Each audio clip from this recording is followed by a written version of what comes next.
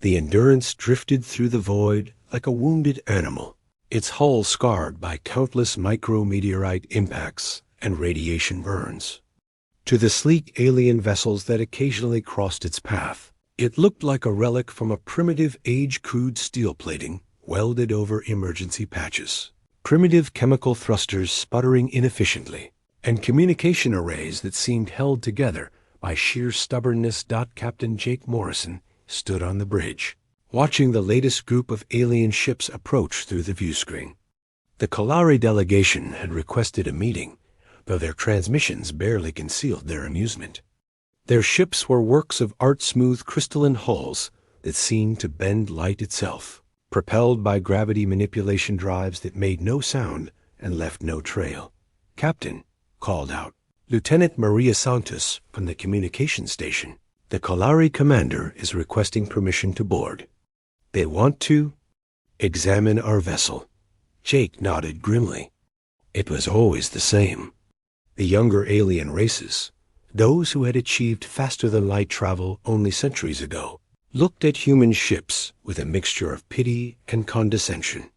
They had grown up in an age of abundance, where energy was limitless and materials were synthesized from quantum foam. They couldn't understand why humans still used such primitive technology. The Kalari commander, a tall being with iridescent skin and 4 arms, materialized on the bridge in a shimmer of transported energy.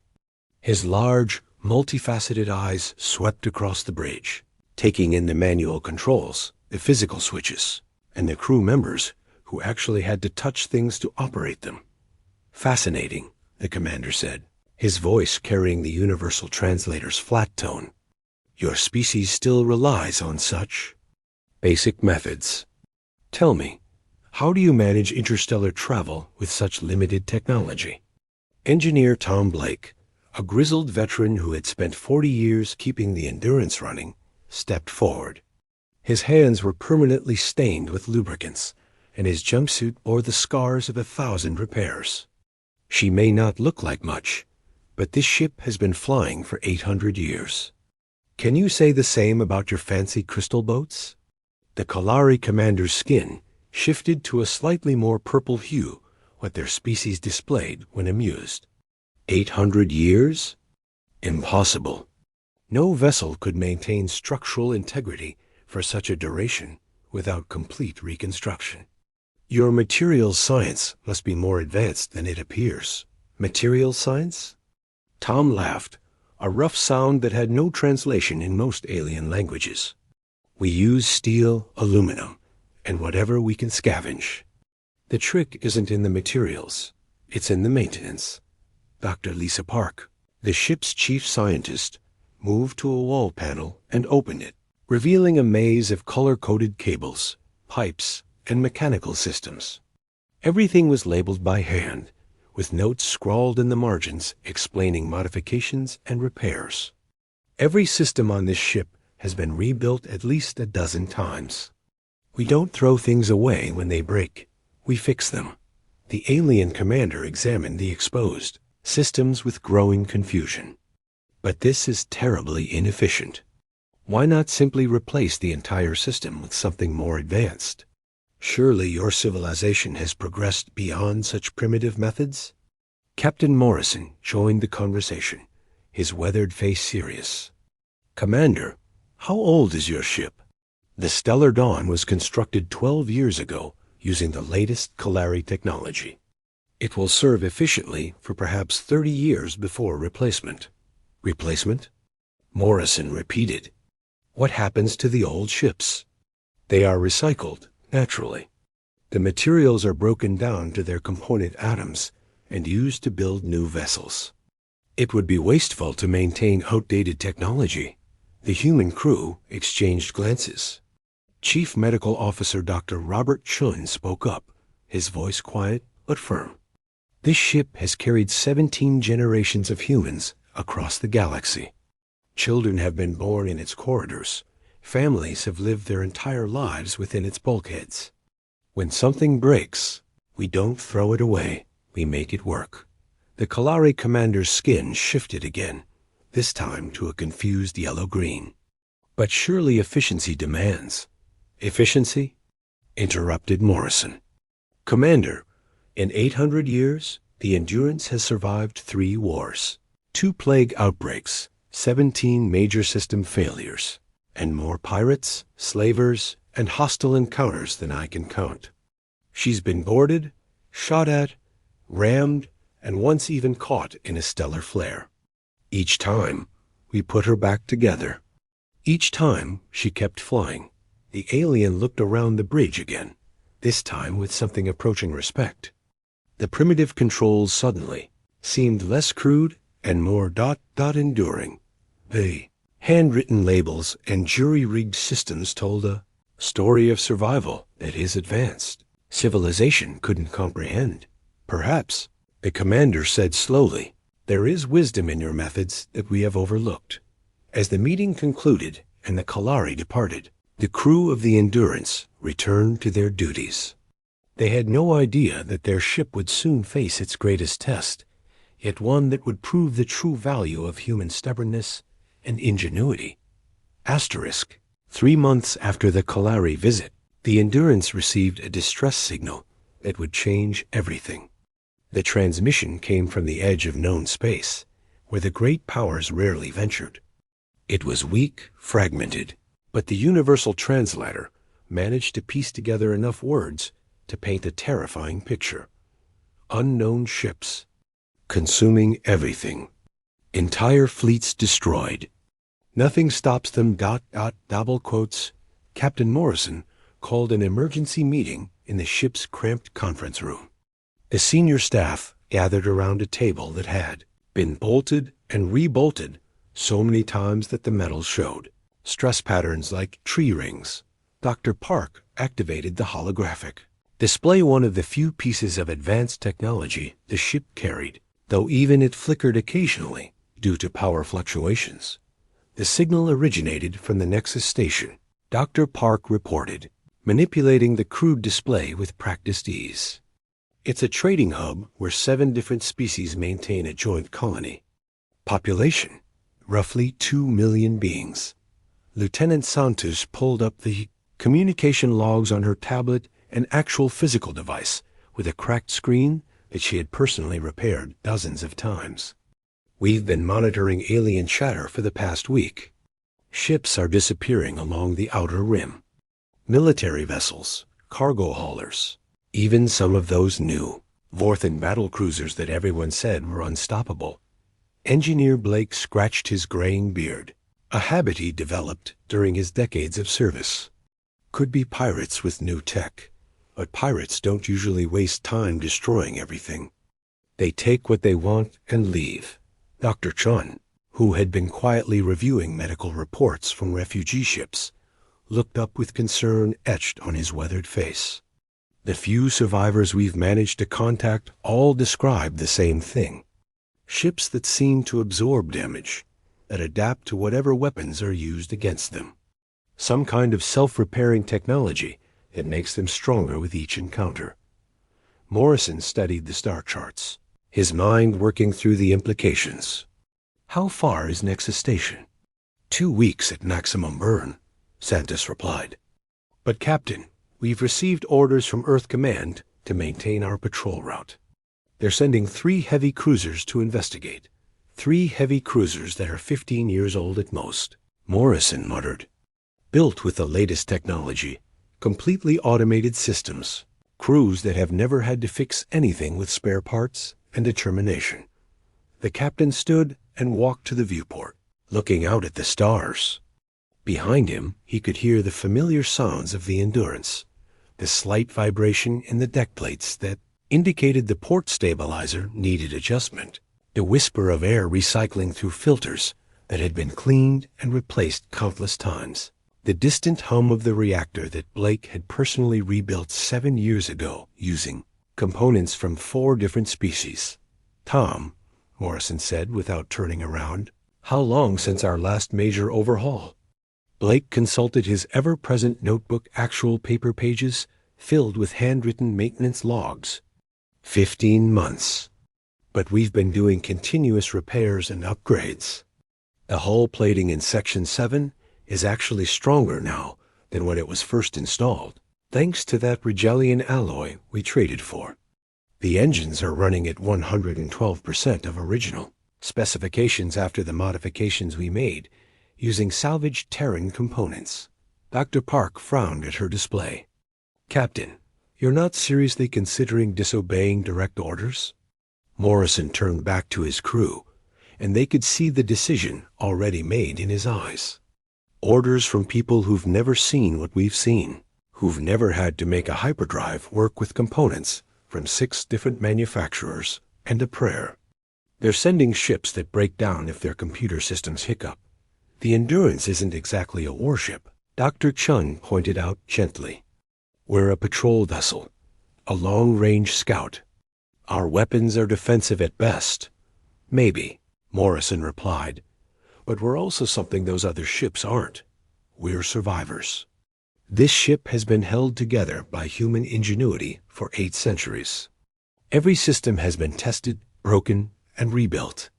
We know every bolt, every wire, every quirk. Lieutenant Santos looked up from her communications console. Sir, we're receiving another transmission. It's from one of the heavy cruisers that was sent ahead. The Hughes Titan. The wreckage field around Nexus Station stretched for millions of kilometers. Captain Morrison stood on the bridge of the Endurance, watching the debris of a dozen different ship designs drift past their viewports.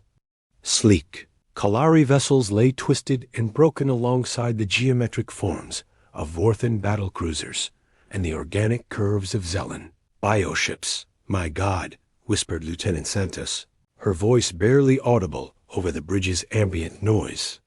There must have been 50 ships here.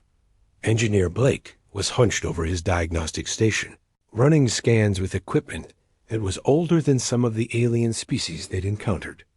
Captain, I'm picking up massive energy readings from the station itself. Whatever's in there, it's still active. Dr. Park manipulated her flickering holodisplay, trying to piece together what had happened. The attack patterns are strange.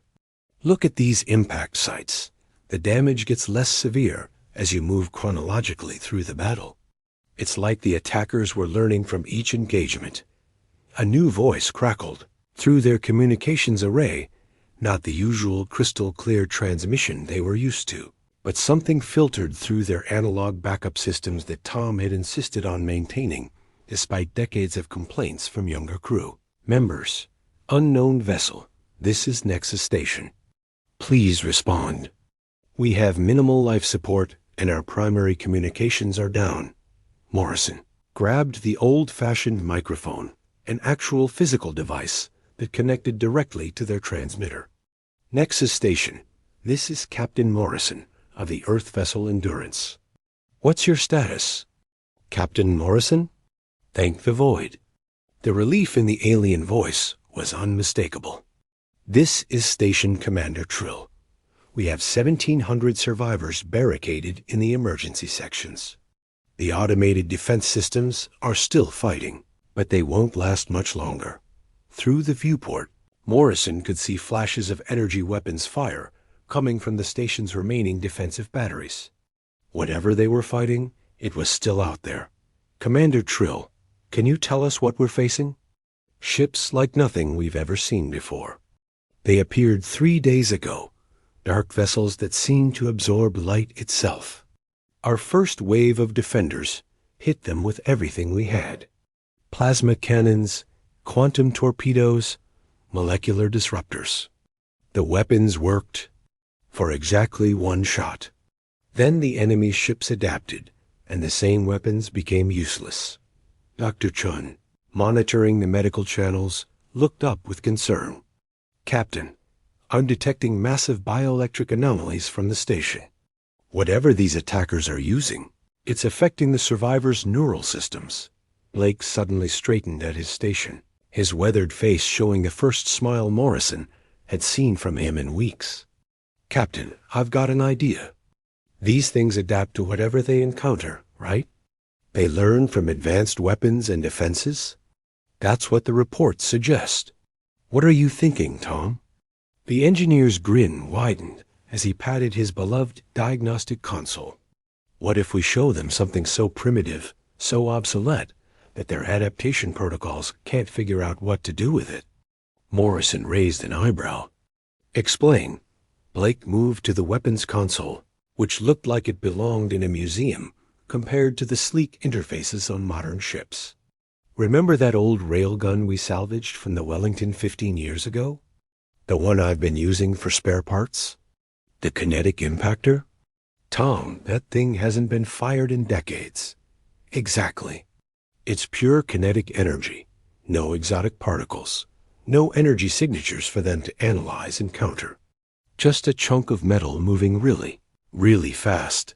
Blake's hands were already working across manual controls, checking systems that most modern ships didn't even carry. And we've got something even better. He led Morrison to a maintenance hatch that opened onto one of the ship's cargo bays. Inside, surrounded by 8 centuries' worth of accumulated spare parts, sat a device that made the railgun look advanced. A massive chemical explosive warhead from humanity's early space warfare period. A nuclear mine? Morrison stared at the device. Tom, please tell me you haven't been carrying live nuclear weapons in our cargo bay. Just the one, Blake said defensively. Found it floating in space after that battle near Rigel 7. Figured it might come in handy someday. It's about as primitive as weapons technology gets, just a big explosion. No energy patterns, no exotic matter, no quantum fields. Pure 20th century human engineering. Dr. Park had followed them into the cargo bay and was staring at the warhead with a mixture of horror and fascination. It's so crude, but if these entities adapt by analyzing the technologies used against them they won't know what hit them, Morrison finished. Because there's nothing to analyze.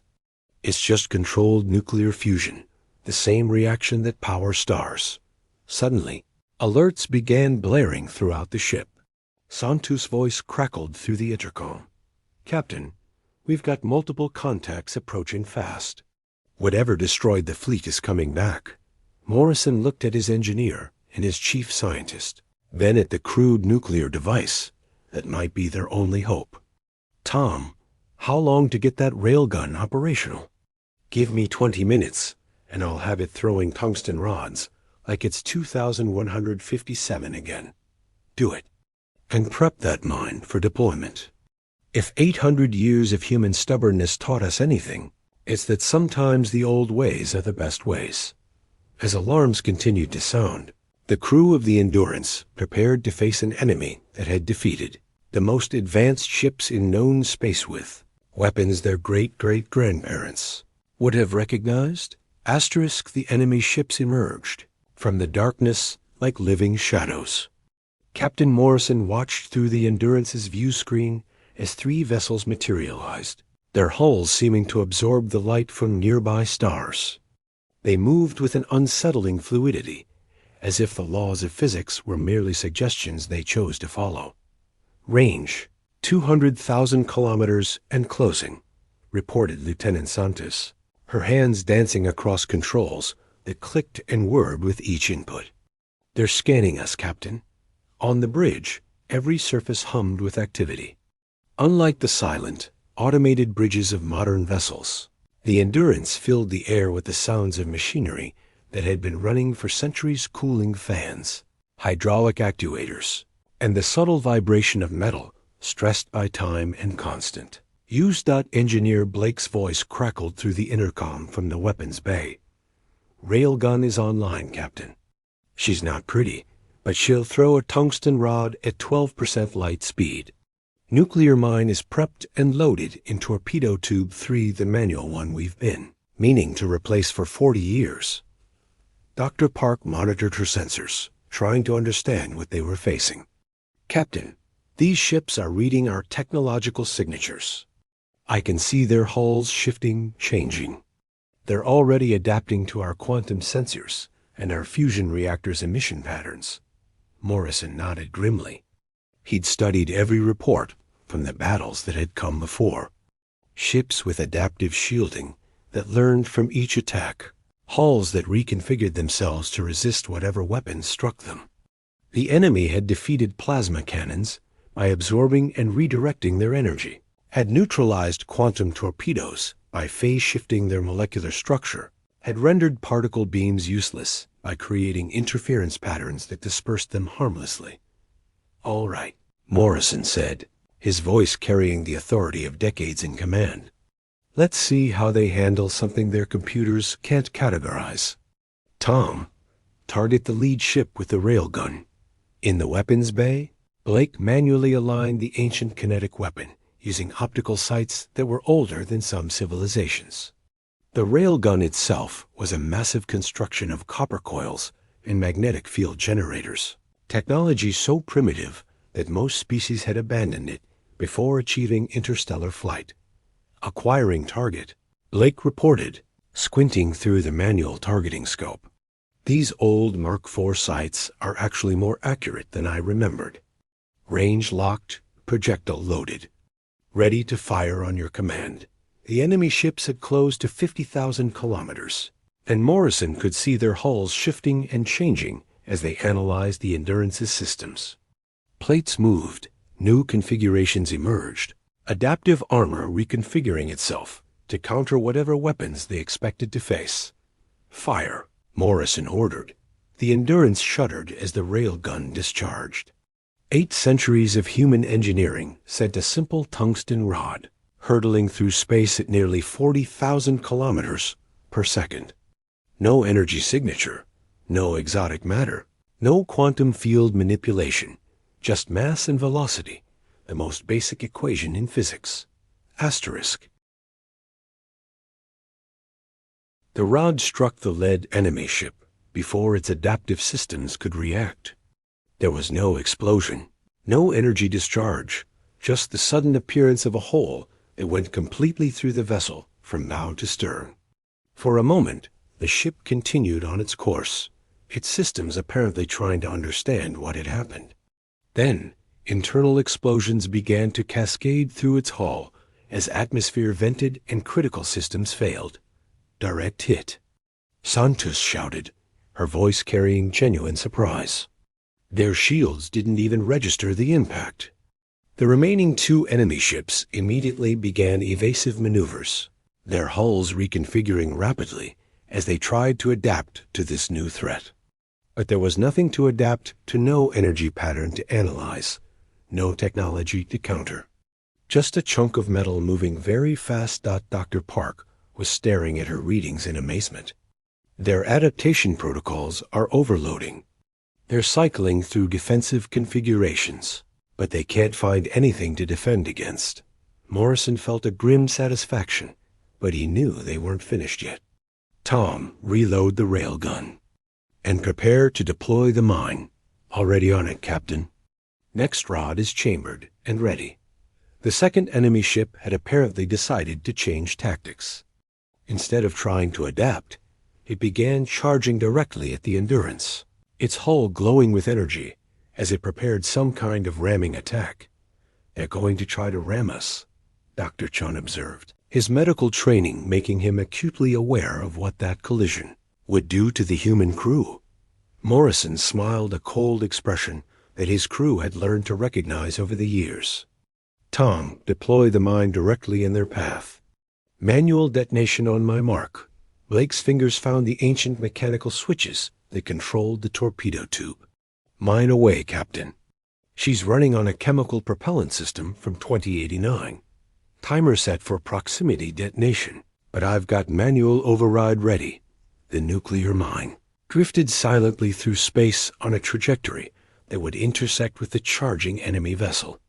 It was such a simple device, fissile material, conventional explosives, and a timer mechanism that could have been built in any machine shop in human space. The enemy ship struck the mine at full speed. The explosion lit up space for thousands of kilometers, a miniature star that briefly outshone the local sun. When the light faded, there was nothing left of the second enemy ship but expanding plasma and scattered debris. Third vessel immediately began to retreat. But Morrison wasn't finished with it yet. Tom, one more shot with the railgun. Let's send them a message they won't forget. The final tungsten rod caught the fleeing ship in its engines, sending it tumbling helplessly through space alive, but no longer a threat dot as the Endurance moved toward Nexus Station to begin rescue operations. Morrison reflected on the battle they'd just won. Sometimes, he thought, the old ways really were the best ways. 6 months later, the story of the Endurance had spread throughout known space like wildfire. Captain Morrison stood in the same conference room where they had made the decision to disobey orders. But now it was filled with representatives from a dozen different species, all wanting to understand how a primitive human ship had succeeded where their most advanced fleets had failed. The Kalari commander who had visited them before the battle sat at the table, his iridescent skin showing the deep blue of profound respect. Beside him were Vorthan military strategists, Zellan bioengineers, and even a representative from the enigmatic ancients being so old that they rarely bothered with the younger races. Captain Morrison, the ancient spoke, its voice carrying harmonics that suggested vast age and wisdom. Your victory has been studied by every major civilization. The enemy you faced, the Devourers, had been spreading across the Outer Rim for decades, consuming the technology of every species they encountered, and growing stronger. Dr. Park activated the holographic display, which still flickered occasionally, despite the attention it had received from various alien engineers. We've analyzed the wreckage from the battle. The Devourers were indeed a form of technological parasite, designed to adapt to and counter any advanced systems they encountered. Their entire strategy was based on the assumption that all spacefaring species would use increasingly sophisticated technology. Engineer Blake, now wearing a new jumpsuit, but still bearing the same grease stains that seemed to be a permanent part of his existence, leaned back in his chair. They never counted on someone being stubborn enough to keep using the old stuff. That railgun was built when humans had barely figured out how to leave their own solar system. The nuclear mine was even older. The Vorthan strategist, a being that resembled a crystalline sculpture more than a living creature, spoke in harmonics that the translator rendered as profound confusion. But surely your species has developed more advanced weapons? Your industrial capacity alone should have enabled you to build fleets that surpass anything we have seen. Morrison smiled, the same expression his crew had learned to recognize over the years. We have built advanced ships, fleets of them, but we also keep the old ones running. Every human vessel has backup systems, redundant technologies, things that our engineers swear we'll never need, but refuse to throw away. Lieutenant Santos, now bearing the rank insignia of a full commander after their victory, pulled up maintenance records on her ever-present tablet. The Endurance carries technology spanning 8 centuries. We have quantum computers alongside mechanical calculators, fusion reactors next to chemical batteries, gravity manipulators that work in tandem with chemical thrusters. But why? Asked the Zellan representative, its bioorganic features showing genuine curiosity. Such redundancy seems inefficient. Dr. Chun, who had spent the months after the battle treating refugees from the Devourer attacks, set down his coffee cup real ceramic, not a synthesized polymer. Because efficiency isn't everything. When your advanced systems fail, when your quantum computers crash, or your energy weapons stop working, you need something that will still function. Something simple, reliable, and too basic to break. The ancient leaned forward, its ancient eyes showing interest for the first time in the meeting. You are suggesting that technological advancement without wisdom is a weakness? Morrison nodded.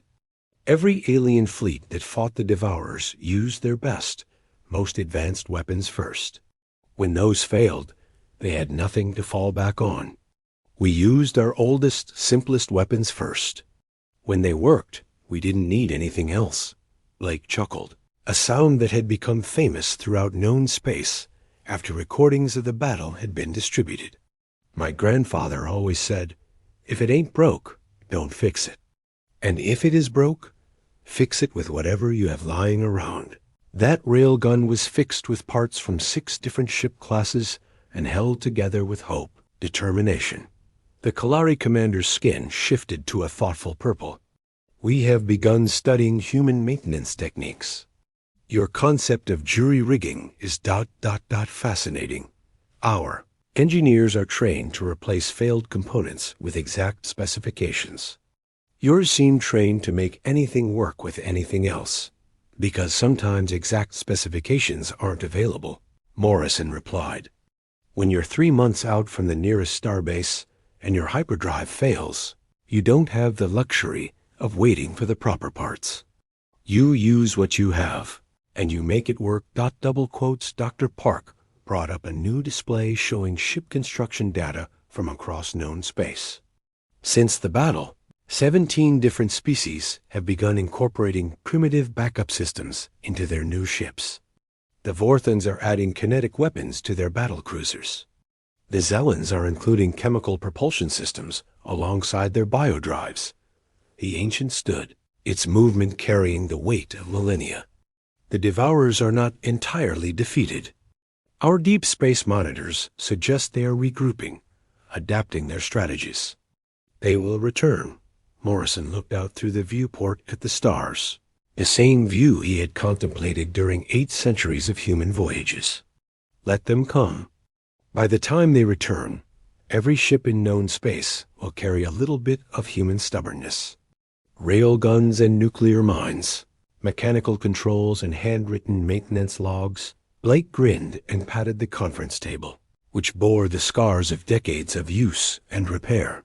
And if that doesn't work, we'll find something even older. I heard there are some 20th century ballistic missiles in the museum back on Earth. Chemical, explosives, and guidance systems that work on clockwork. As the meeting concluded and the various alien representatives departed, Morrison remained behind with his crew. They had become more than just the operators of an old ship. They had become the teachers of a new philosophy. Sometimes the old ways really were the best ways. The Endurance continued her voyage through space, her hull still scarred and patched, her systems still jury-rigged and ancient. But now she was no longer alone. Across the galaxy, engineers were learning to embrace the primitive, the simple, and the enduring. And in the depths of space, where the Devourers gathered their strength for another assault, they faced a new reality. Their next battle would be fought not just against advanced technology, but against the accumulated wisdom of species that had learned the value of keeping the old ways alive. The legend of humanity's stubborn ship had begun. The end asterisk